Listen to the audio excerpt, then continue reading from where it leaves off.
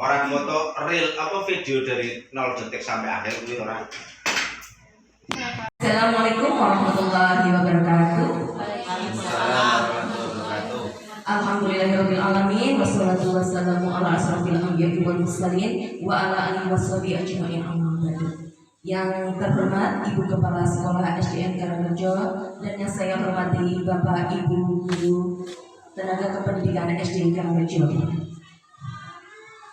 Pertama-tama marilah kita panjatkan puja dan puji syukur kehadirat Allah Subhanahu wa taala yang telah memberikan rahmat dan hidayahnya kepada kita semua sehingga pada hari ini Rabu tanggal 14 Agustus 2004 kita dapat berkumpul di ruangan ini untuk pelaporan orientasi instansi pemerintah bagi PPPK di SD Negeri Karangrejo Dinas Pendidikan dan Kebudayaan Kabupaten Pekalongan tahun 2024 dalam keadaan sehat walafiat. Salawat serta salam kita junjungan kepada baginda besar kita Nabi Muhammad SAW. Semoga kita mendapatkan syafaatnya di akhir kiamat kelak. Amin ya rabbal alamin.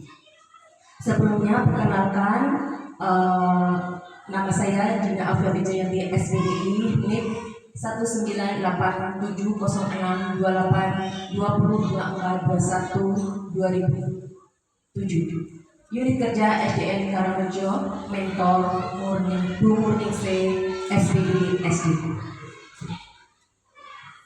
Sebelumnya saya mengucapkan terima kasih kepada Ibu Kepala Sekolah SDN Karangrejo dan Bapak Ibu Guru SDN Karangrejo yang telah meluangkan waktunya pada hari ini untuk mengikuti kegiatan yang saya lakukan pada hari ini. Untuk pertama yaitu latar belakang.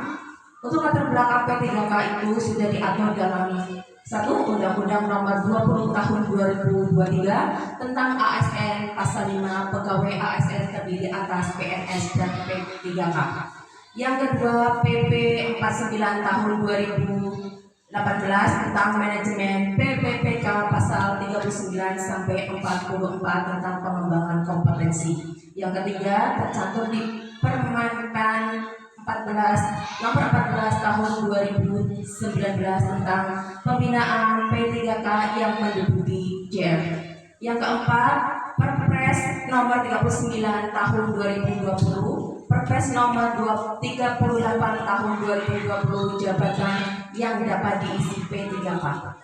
Yang kelima, Permen Nomor 15 Tahun 2020 tentang pengembangan kompetensi pegawai pemerintahan dengan perjanjian kerja. Dan yang keenam, Keplan Nomor 289 Tahun 2022 tentang pedoman orientasi pegawai pemerintah dengan perjanjian kerja.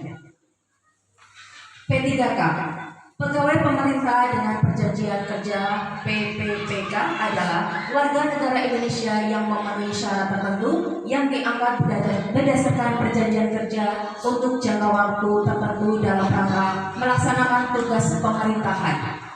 P3K melaksanakan tugas pemerintahan sehingga perlu dibekali dengan pengenalan tugas dan fungsi sebagai ASN dan juga nilai dan etika yang berlaku pada instansi pemerintahan.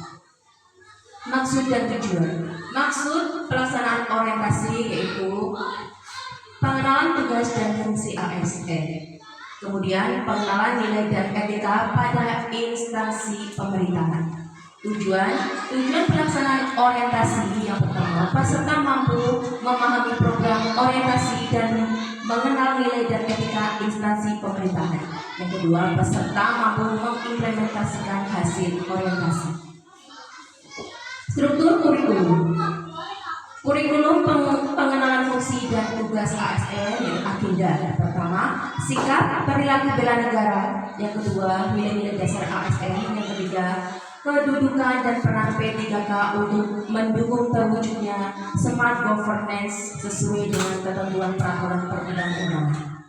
Kurikulum pengenalan nilai dan etika pada instansi pemerintahan. Yang pertama, pengenalan susunan organisasi dan tata kerja. Yang kedua, pengenalan jabatan. Yang ketiga, pengenalan manajemen kinerja organisasi. Yang keempat, penerapan fungsi dan tugas tugas ASN di tempat kerja. Waktu dan tempat. Waktu pelaksanaan orientasi P3K dibagi menjadi dua, yaitu waktu klasikal 2 hari yang telah dilaksanakan pada tanggal 5 dan 7 Agustus 2024 di tempat Sekda Sekretariat Daerah. Kemudian yang kedua yaitu aktualisasi selama 7 hari dari tanggal 8 sampai 16 Agustus 2024. Tempat untuk pelaksanaan aktualisasi yaitu dilaksanakan orientasi P3K di SDN Karangrejo. Nilai dan etika organisasi perangkat daerah atau OPD. Rencana strategis atau Restra OPD. Visi dan misi OPD. Visi terwujudnya masyarakat Kabupaten Pekalongan yang sejahtera, adil, merata, dan berbudaya gotong royong.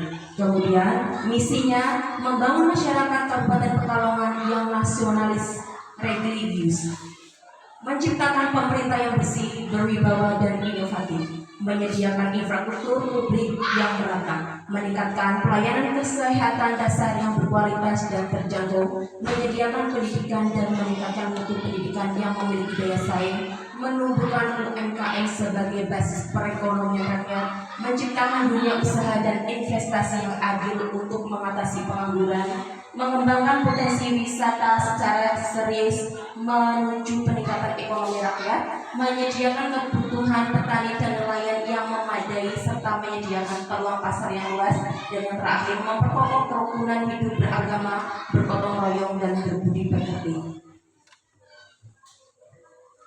Tujuan dan sarana.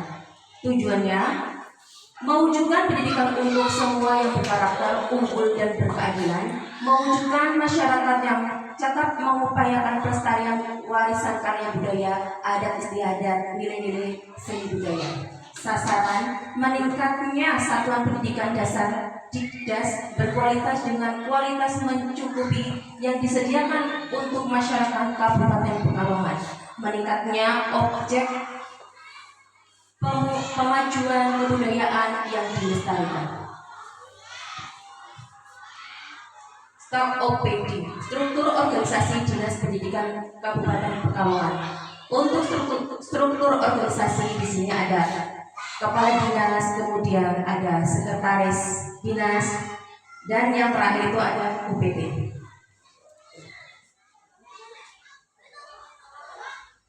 Tugas pokok dan fungsi tupoksi OPD. Yang pertama, tugas pokok OPD yaitu membantu Bupati melaksanakan urusan pemerintahan bidang pendidikan dan bidang pemerintahan dan bidang kebudayaan yang menjadi kewenangan daerah dan tugas pembantuan yang ditugaskan kepada daerah.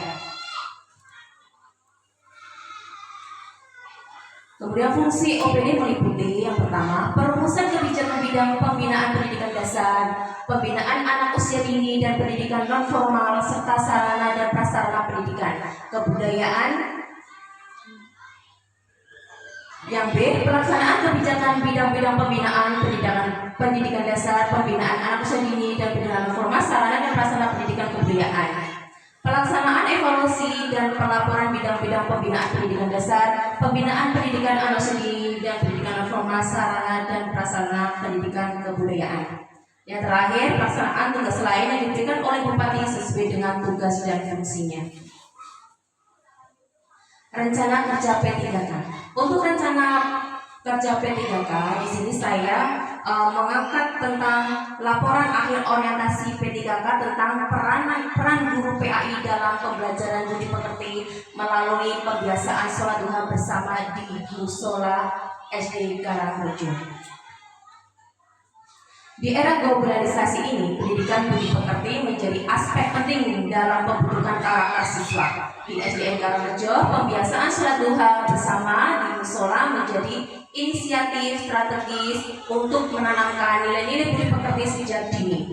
Peran guru PAI sangat krusial dalam mendampingi dan membimbing siswa melalui praktek ini. Melalui kegiatan ini diharapkan siswa tidak hanya belajar tentang nilai-nilai agama, tetapi juga menerapkannya dalam kehidupan sehari-hari mereka. Laporan ini akan membahas efektivitas metode ini dan kontribusi guru PAI dalam pembentukan karakter siswa siswa melalui pembiasaan sholat duha. Deskripsi kegiatan. Pembiasaan sholat duha dilakukan dari hari Senin sampai hari Sabtu. Kegiatan ini dilakukan dari kelas 1 sampai kelas 6 di musola yang terletak di lingkungan SDN Karangrejo. Siswa berkumpul di masjid, kemudian dipandu oleh guru PAI dalam melaksanakan sholat duha secara berjamaah. Setelah sholat biasanya dilanjutkan dengan diisi singkat tentang nilai-nilai budi pekerti. Peran guru PAI. Yang pertama, persiapan dan pelaksanaan. Guru PAI bertanggung jawab untuk mempersiapkan siswa sebelum kegiatan sholat duha dimulai. Persiapan ini meliputi pembagian tugas, memastikan kebersihan tempat, serta memberikan bimbingan dan motivasi kepada siswa. Selama kegiatan sholat, guru PAI memimpin dan mengawasi jalannya sholat agar dapat berjalan dengan khusyuk dan tertib. Yang kedua, edukasi dan pembinaan. Selain melaksanakan sholat, guru PAI juga memberikan edukasi mengenai makna dan manfaat sholat duha serta nilai-nilai budi pekerti yang terkait. Pembinaan ini bertujuan untuk menjelaskan kepada siswa mengenai pentingnya pembiasaan diri, melakukan ibadah secara konsisten, serta menerapkan nilai-nilai agama dalam kehidupan sehari-hari. Maksud dan tujuan. Maksud laporan ini disusun dengan maksud untuk menilai dan mengevaluasi peran guru pendidikan agama Islam dalam pelaksanaan pembiasaan sholat duha bersama di musola SDN Karangrejo. Selain itu, laporan ini bertujuan untuk memberikan gambaran tentang sejauh mana inisiatif ini berkontribusi terhadap pembentukan karakter siswa, khususnya dalam hal nilai-nilai budi pekerti. Tujuannya, pertama, menilai efektivitas pembiasaan sholat duha dalam pembentukan karakter siswa di SDN Karangrejo. Kedua, menganalisis kontribusi dan peran guru PAI dalam implementasi kegiatan pembiasaan sholat duha. Yang ketiga, memberikan rekomendasi untuk perbaikan dan pengembangan program pembiasaan sholat duha di masa mendatang. Yang keempat, mengidentifikasi dampak dari pembiasaan sholat duha terhadap sikap dan perilaku siswa di luar kegiatan sholat. Di sini, hambatan dan kendala pelaksanaannya. Yang pertama, terbatasnya kontrol dari sekolah dan faktor lingkungan peserta didik tinggal. Dalam hal ini, pihak sekolah tidak dapat memantau kegiatan anak di lingkungan tempat tinggal. Hal ini karena peserta didik lebih banyak menghabiskan waktu di rumah, sehingga guru belum dapat optimal dalam memantau kegiatan peserta didik di lingkungan tempat tinggal, sehingga guru tidak dapat memastikan apakah peserta didik tetap melaksanakan pembiasaan yang selalu dilakukan di sekolah atau tidak. Yang kedua, tidak mudah membimbing peserta didik untuk memiliki karakter yang diharapkan, karena karakter peserta didik yang berbeda-beda dan keterbatasan guru dalam mengamati karakter peserta didik menjadikan guru belum optimal dalam menilai karakter peserta didik. Jadi kesimpulan, pembiasaan sholat duha bersama di musola SDN Karangrejo merupakan inisiatif yang efektif dalam mendukung pembentukan karakter siswa, khususnya dalam aspek budi pekerti. Peran guru PAI sangat penting dalam pelaksanaan kegiatan ini, mulai dari persiapan, pelaksanaan, hingga pembiasaan siswa. Dengan beberapa perbaikan dan pengembangan, diharapkan kegiatan ini dapat terus memberikan manfaat besar bagi siswa dan sekolah. Saran, guru sebagai tenaga pendidik harus mampu membentuk karakter yang kuat bagi peserta didiknya melalui pembiasaan sikap dan perilaku yang mengandung nilai dan norma tertentu. Selain hal tersebut, guru juga harus mampu memberikan teladan yang baik bagi peserta didiknya. Laporan ini diharapkan dapat memberikan gambaran yang jelas mengenai peran guru PAI dalam pembiasaan sholat duha dan memberikan kontribusi positif bagi pengembangan program pembiasaan budi pekerti di sekolah. Terima kasih kepada semua pihak yang telah berkontribusi dalam pelaksanaan kegiatan ini. Terima kasih. Sekian pelaporan dalam memaparkan tugas akhir dari tugas P3K ini. Saya mengucapkan Maaf apabila ada kata-kata saya yang kurang berkenan. Wabillahi taufiq wal hidayah. Wassalamualaikum warahmatullahi wabarakatuh.